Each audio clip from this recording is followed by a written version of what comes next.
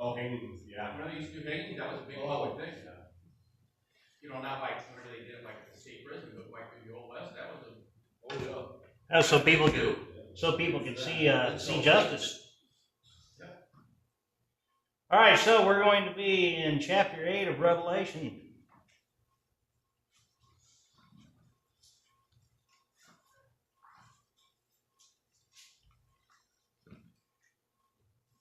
I was dropping that bombshell on a few people at work this week on the numbers of people that will die during the first half of the tribulation.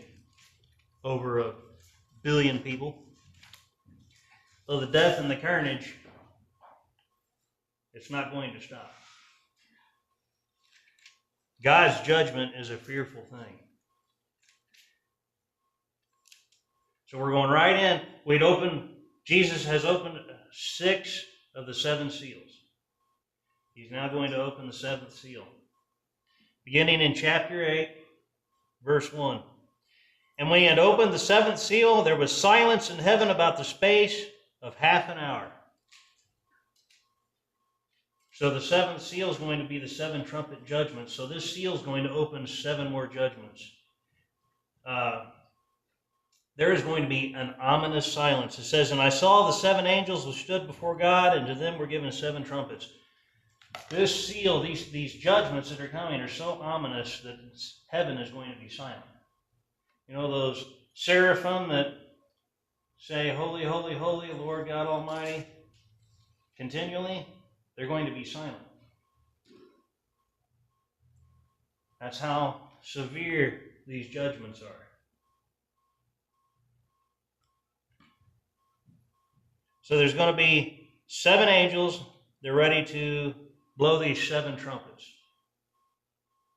Verses 3 through 5, we're looking at the prayers of the saints here, 8, 3 through 5. It says, and another angel came and stood at the altar, having a golden censer, and there was given unto him much incense, that he should offer it with the prayers of all the saints upon the golden altar, which was before the throne. And the smoke of the incense which came with the prayers of the saints ascended up before God out of the angel's hand. And the angel took the censer and filled it with fire of the altar and cast it into the earth. And there were voices and thunderings and lightnings and an earthquake. So these prayers of the saints are symbolized by incense. This is exactly what you're seeing here. It goes all the way back to Old Testament worship. Remember, who was it, the 2 sons that offered strange incense and the fire of the Lord come out and smote them? Wasn't it Aaron's 2 sons? Yeah, 2 of Aaron's sons. They decided to use the wrong incense, and fire came out and devoured them. Well, here the incense is symbolic of the prayers of the saints. So this is centered on Old Testament worship. Therefore, once again, proving that the church is gone. Attention is on Israel, not on the church. And if we haven't already got it narrowed down already, God will continue to give us clues that His church, His bride, is no longer on this earth during this time. The prayers of the saints are going to be for judgment. They're not going to be used in a time of grace. They're going to be used in a time of judgment. God is a just God. He is a vengeful God, and He is a God of judgment. If anybody is, if a lost person has ever wronged you in a really bad way, just remember that person is going to answer to God one day. Maybe soon, maybe later, but one day they will answer to God, and that's a fearful thing, to fall into the hands of the living God. There's going to be a catastrophe of universal proportions. Notice it said there were voices and thunderings and lightnings and an earthquake. We're going to see what's similar somewhat to the plagues of Egypt, but on a much more greater scale, a much more massive scale than Egypt. And if you were here when we went through the book of Genesis and then we went into the book of Exodus, remember when we did the first five books of the Bible a couple of years ago that we started in, those plagues in Egypt were atrocious. The Philistines were still talking about the plagues of Egypt 400 years after Egypt had been plagued. The Philistines still talked about how bad those plagues were. But those plagues in Egypt was on Egypt. what we're getting ready to see here with these trumpet judgments is going to be on the entire earth. The first trumpet, chapter 8, verses 6 and 7. And the 7 angels which had the 7 trumpets prepared themselves to sound. The first angel sounded, and there followed hail and fire mingled with blood. And they were cast upon the earth, and a third part of the trees was burned up, and all green grass was burned up. First trumpet is going to be hail, fire, and blood. Now this just isn't your typical hailstorm, or even your normal bad hailstorm. Has anybody ever seen it out there? You know, golf ball size, sometimes even softball size. I mean, that can do some severe destruction, right? Okay, this hail is representing sudden judgment because that hail comes out of nowhere, doesn't it? How many times have you seen it sunny, then the next minute the sky is pitch black and you got hail?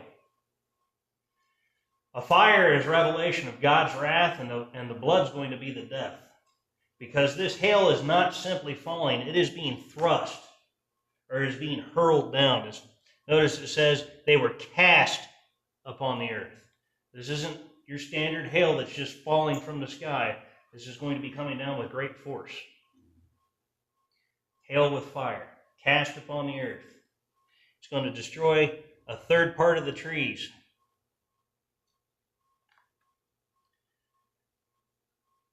The second trumpet, verses 8 and 9. And the second angel sounded, and as it were a great mountain burning with fire was cast into the sea, and a third part of the sea became blood, and a third part of the creatures which were in the sea and had life died, and a third part of the ships were destroyed. There's going to be a great mountain burning. This is possibly a massive volcanic explosion. I think, didn't Hawaii just get rocked with an earthquake? Yeah. So imagine a massive volcanic explosion somewhere near the body of water or surrounded by a body of water to where it's going to destroy a third part of the sea life and destroy ships. I mean, look at our modern ships nowadays.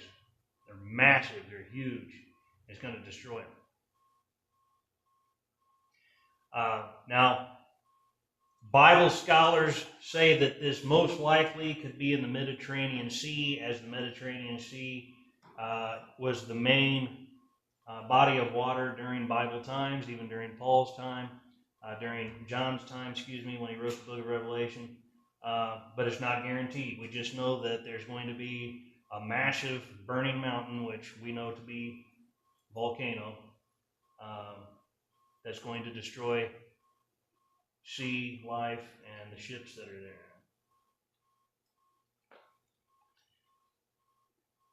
Third trumpet, and the third angel sounded, and there fell a great star from heaven, burning as it were a lamp, and it fell upon a third part of the rivers and upon the fountains of waters. And the name of the star is called Wormwood. And the third part of the waters became wormwood, and many men died from the waters because they were made bitter. Okay. So, a star, a meteorite, whatever we want to call it, it's going to fall from the heavens, and it's going to pollute our drinkable water, our fresh water. I did some research on this. Currently, the Great Lakes, which we live by here, and then Lake Baikal in Russia, if I'm pronouncing it correctly, contains over 40% of the Earth's fresh water. You pollute those two, and you've got almost 50% of the Earth's fresh water gone. Polluted, done for. Wormwood means bitter. Now, on a globe, you have the Great Lakes over here, and then you have Lake Baikal over here in Siberia. It would come down, it wouldn't be that hard for them just to split off and do that. It's going to be my next study. I'm still putting notes together. Now, I'm not saying this is what's going to happen, but I want you to see how easily it could happen. Because usually when a meteorite or whatever, an asteroid or whatever comes and hits the Earth, they usually break off and come in little pieces, right? So what if a big one breaks off in several chunks and pollutes our fresh water source? There's two massive ones right there that contain over 40% of the Earth's fresh water.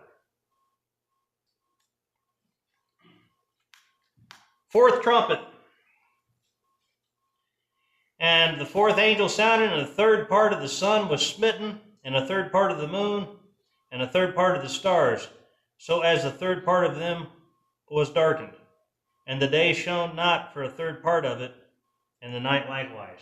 The heavenly bodies are going to be affected as well. Now remember, if you go back into Genesis, God created the heavens and the earth, and He put the stars, and He created the heavenly bodies for us. It was for us to know the times and the seasons. It's not for horoscopes.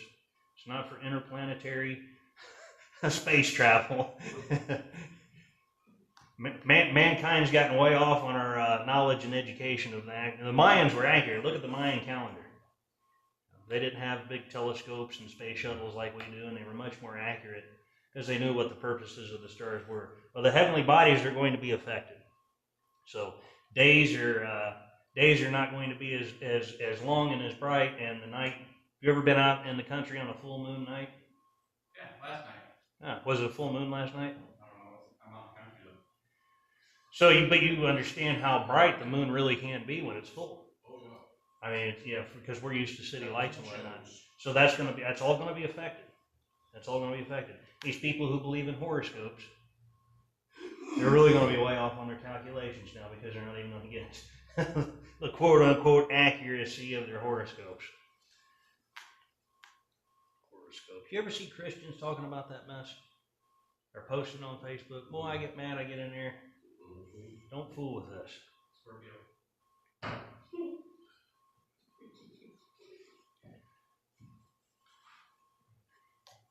8:13, and I beheld and heard an angel flying through the midst of heaven, saying with a loud voice, Woe, woe, woe to the inhabitants of the earth by reason of the other voices of the trumpet of the three angels which are yet to sound. There's three judgments that are so terrifying, the angel's going to stop in the middle of the presentation to cry another warning. Look at all the warnings God has given us. Throughout time, all the warnings God has given us. The United States of America has had several warnings.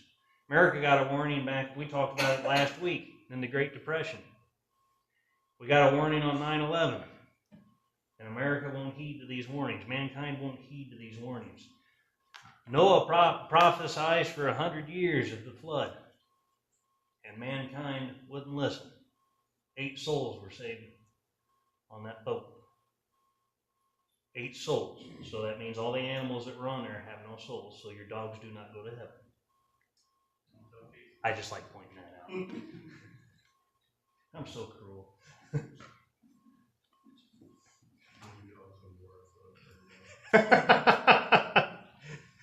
Fifth and sixth trumpets. We're going right into chapter 9.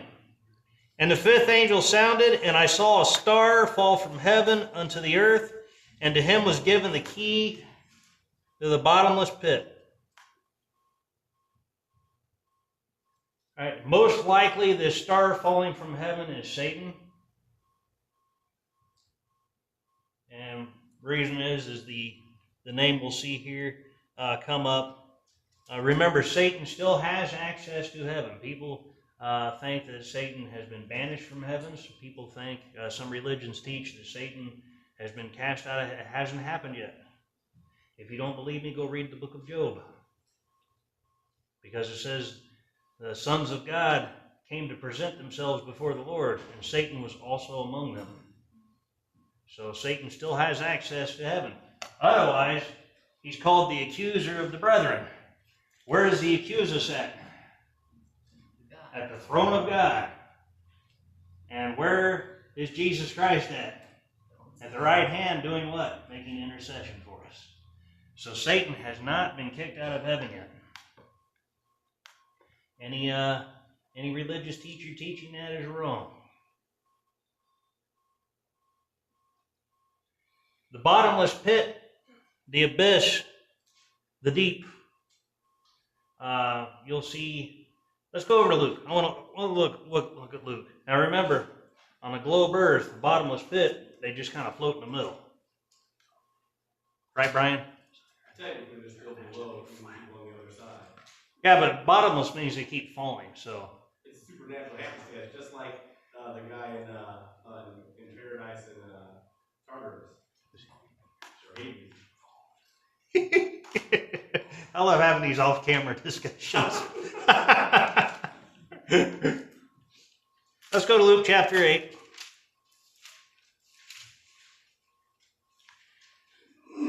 Beginning in verse 26. Now this is when Jesus cast out the demons at Gadara.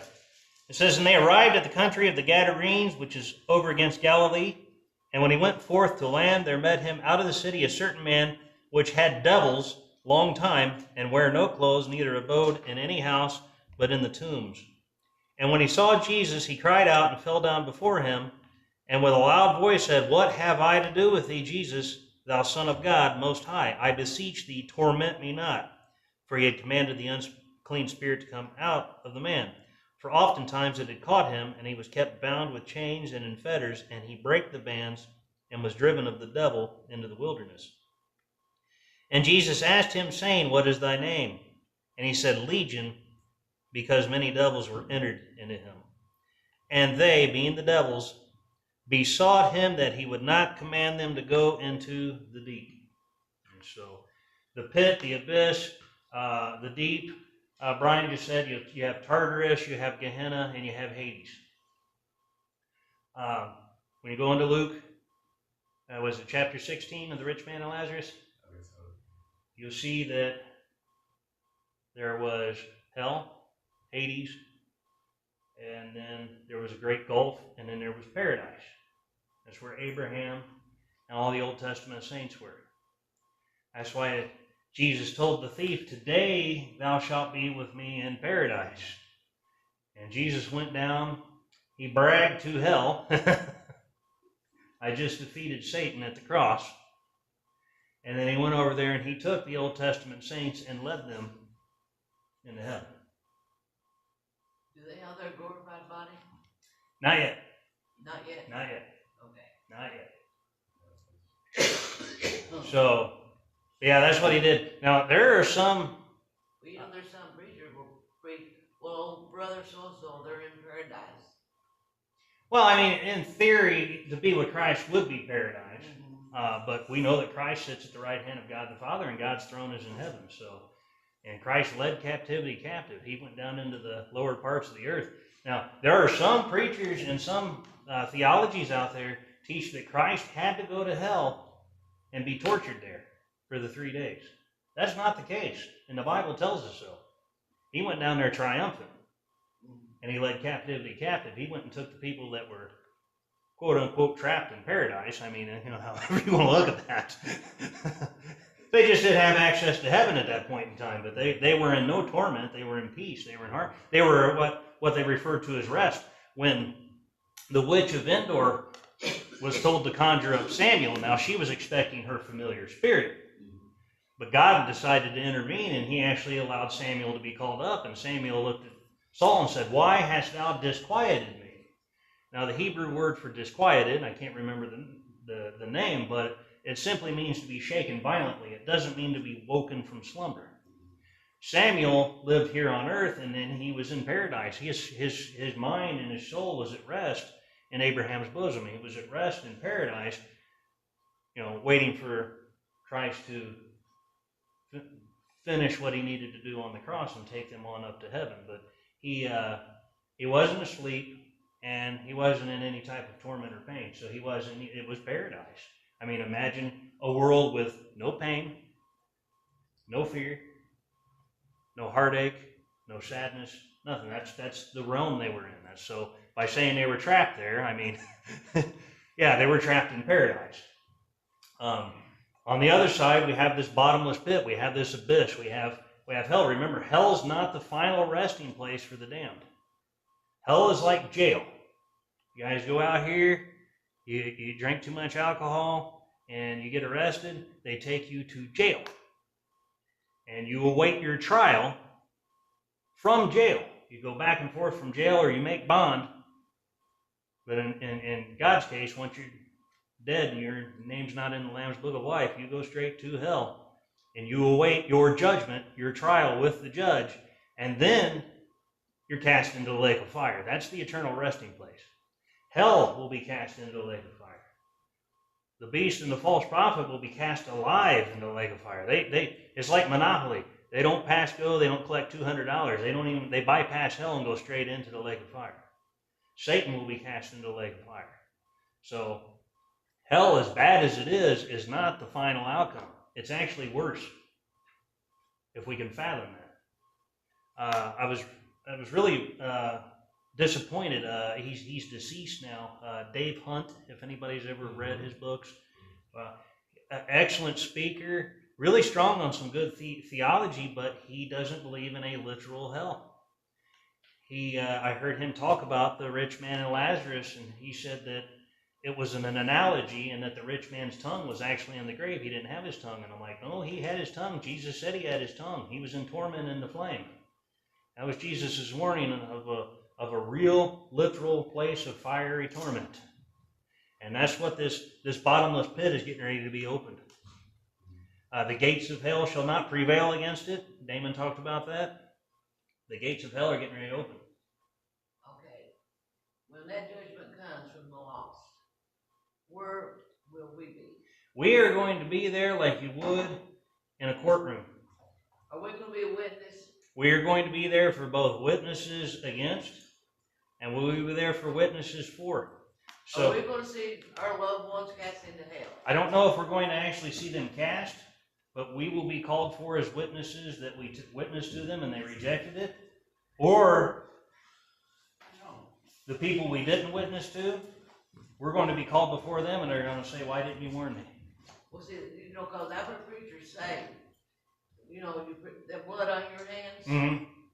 The people that you should have talked to, you failed to talk to, or like you raised your child, you never talked to your child. Why didn't you tell me? Mm-hmm. Why, I don't know if we'll actually see them literally being cast in there. I've heard them say we'll be seeing it. We will be there, but the actual casting in, I can't say, because the Bible doesn't say. It theorized to make sense, but I do know that they're going to look at us and tell us that their blood is on my hands. And so, yeah, anybody that you don't witness to, and you had the opportunity to, your blood is on their hands.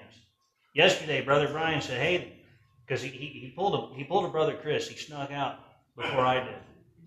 If you guys don't know yet, I'm pretty open about myself.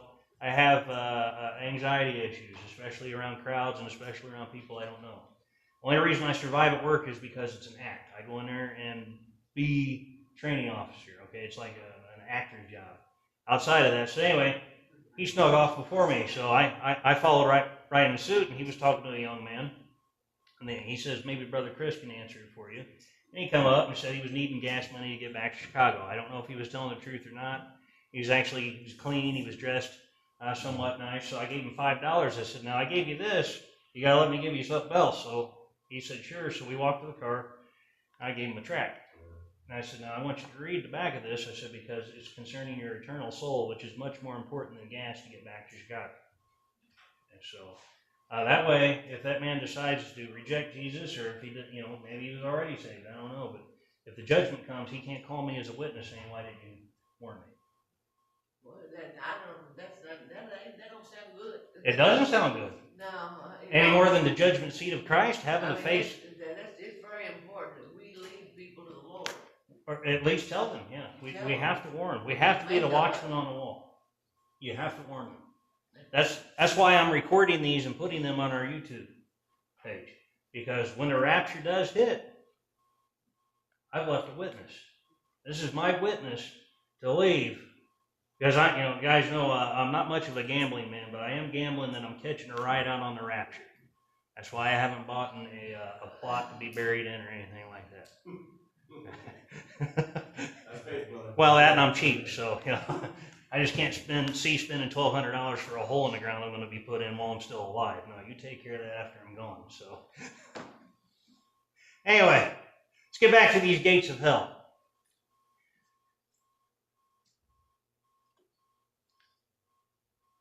Oh, I better get back to Revelation. Somebody go to 2 Thessalonians chapter 2 real quick while I get to this. It says, and he opened the bottomless pit, and there arose a smoke out of the pit, as the smoke of a great furnace, and the sun and the air were darkened by reason of the smoke of the pit. And there came out of the smoke locusts upon the earth, and unto them was given power, as the scorpions of the earth have power. All right. Somebody get 2 Thessalonians chapter 2, verses 11 and 12. And for this cause God shall send them strong delusion, that they should believe a lie, that they all might be damned who believe not the truth, but had pleasure in unrighteousness. Okay, so there's going to be a great spiritual darkness upon the earth. A great spiritual darkness. The Holy Spirit has been removed. We do know that we now have the 144,000 that will be sealed within that first 3.5 years of the tribulation, but there's a great spiritual darkness. There's going to be a strong delusion. So my coworkers that I've witnessed to day in and day out, and that I've invited to church and have kept rejecting it, or somebody's spouse who goes to church on Sunday just to keep their spouse quiet, and they're still here after the rapture, they're going to be hit with that strong delusion the strongest. Because they reject it over and over and over and over again. So this is a literal darkness. This is also a spiritual darkness. There's going to be this strong delusion on this earth. We're looking at supernatural locusts. And like I said, it's kind of like the plagues of Egypt. Now I've done a lot of study on this. I don't know how many books at home on Revelation that I have read. There's a lot of theories out here. Yeah, because we know in the book of Daniel, he used beasts to interpret kingdoms and people. Let's keep reading here. And it was commanded them that they should not hurt the grass of the earth, neither any green thing, neither any tree, but only those men which have not the seal of God in their foreheads. Remember, the 144,000 are going to have the seal of God in their foreheads. So these locusts, these supernatural things, are not going to be able to torment those that are sealed by God. Just like in the plagues of Egypt, after the first few plagues, the land of Goshen was spared from those plagues. And to them it was given that they should not kill them, but that they should be tormented 5 months. And their torment was as the torment of a scorpion when he striketh a man.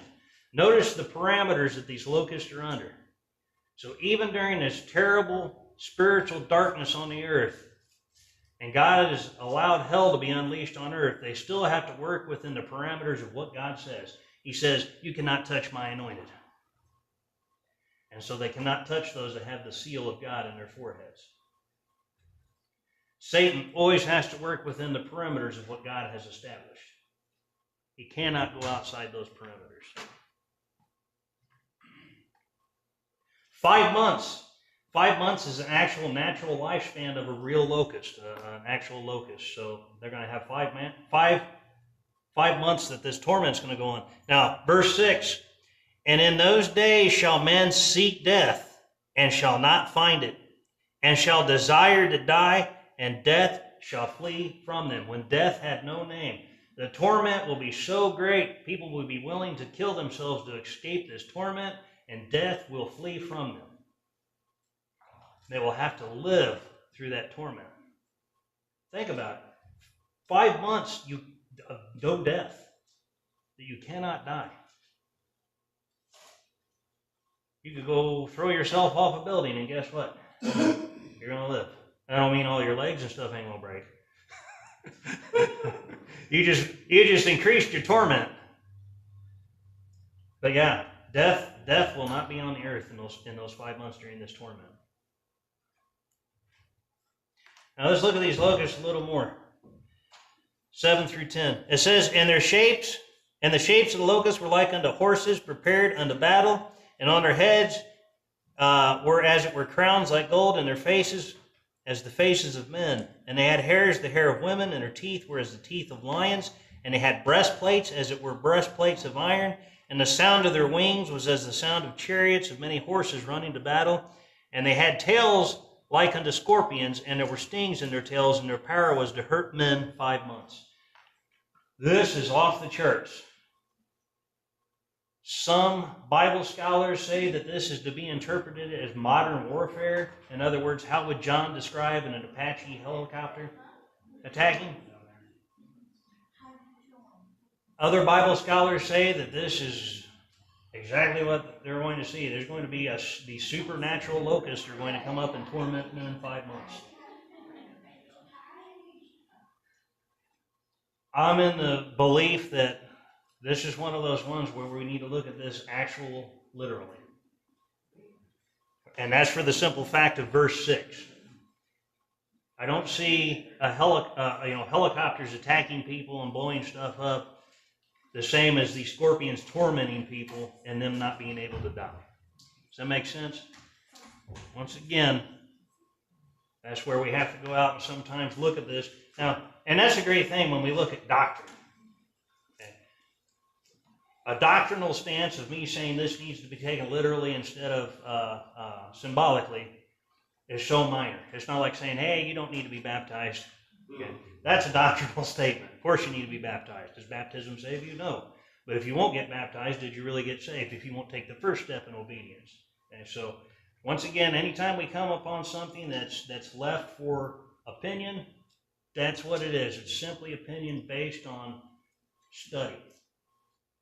So, I believe that these are literal creatures, supernatural creatures that are going to come out and torment men for 5 months. And in those 5 months, death will have no name. Death will not be there. 9:11. And they had a king over them, which is the angel of the bottomless pit, whose name in the Hebrew tongue is Abaddon, but in the Greek tongue hath his name Apollyon. Their king. Both those words in Hebrew and Greek mean destroyer.